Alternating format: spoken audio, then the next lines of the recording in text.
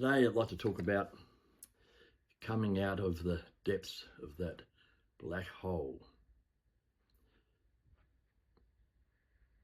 3 years ago, I got scammed out of most of my life savings. I'd found out that the person I trusted and lent money to was no longer going to pay me back. I was sitting on the 8th floor balcony on the expensive apartment I was renting, and I walked over to the edge of the balcony, looked down, and where am I going to land? I was desperate, at a low point in my life, that it wasn't worth to me to continue living. So I sat there, grabbed another bottle of wine, and sat back on the chair, walked back to the edge of the balcony again, and I thought to myself, I need to land somewhere where I'm not going to come back. That was my biggest fear, really. I'd figured out how I was going to do that, and sat there, had a few more wines, and then I decided that I'll sleep on it overnight and see how I feel in the morning. Well, day after day went by and things got progressively worse.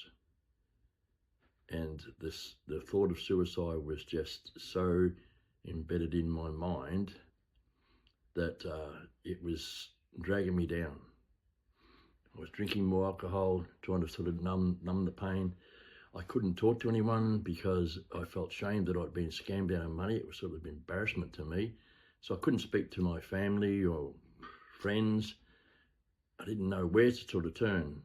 It was like this big bloody brick had hit me in the head, and I just couldn't think. I just was just at the lowest point that I had been for many years. And I remember one night overlooking the bay from the 8th floor, beautiful sort of clear night with all the stars out and a little bit of a cool breeze blowing. And I was really at the point then where I was going to jump.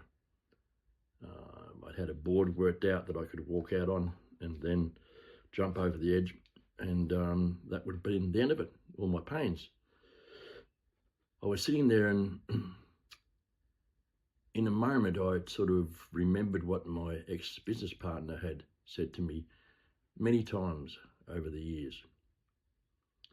He used to say to me, there's one thing you have, Tony, and that's resilience. You can get through anything that's thrown at you. And I started thinking about that. Resilience, very strong, powerful word. And so I decided and thought to myself, have I got the strength and resilience in me to come back one more time? Or should I just go, nah, it's not worth the effort? At that moment, I made the decision and I said to myself, I am going to do this one more time. So I drew on all my strength inside. I got up, went inside, and decided then and there that something needed to change. Something needed to change. I was 71 years old, now faced with the fact that I had very little money left. That was a very daunting position to be in.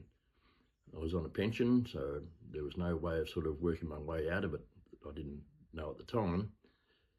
So it was very daunting, but I thought I just have to do this.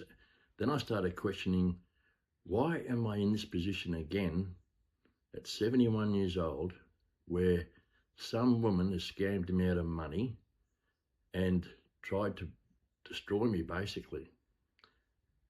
You see, over my life, there's been numerous occasions where I've taken action, done things that I thought were going to be the right thing, and they all came crashing down around me, time and time again.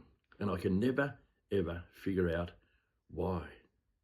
I used to say to myself, Tony, why you keep doing the same thing over and over again and get the same result? It's like Tony Robbins says, you can't keep doing the same thing over and over again and expect to get a different result. So it sort of woke me up to the fact that I needed to find out why my whole life was I just going from, one disaster to another. Very successful in business and work, and that was really great. But personal life was like the good, bad, and the ugly, and sometimes all in one afternoon. So getting scammed out of money was just another one of those good, bad, and ugly days. So really sort of thought to myself, I need to find out why. But the first step was to get myself back in a frame of mind where I could find out why. And right at that moment in time, I wasn't in a good frame of mind. I'd been drinking too much, so I needed to work out a strategy of how I can climb back out of that black hole that I dug and I was down into. And that's the challenge I had ahead of me.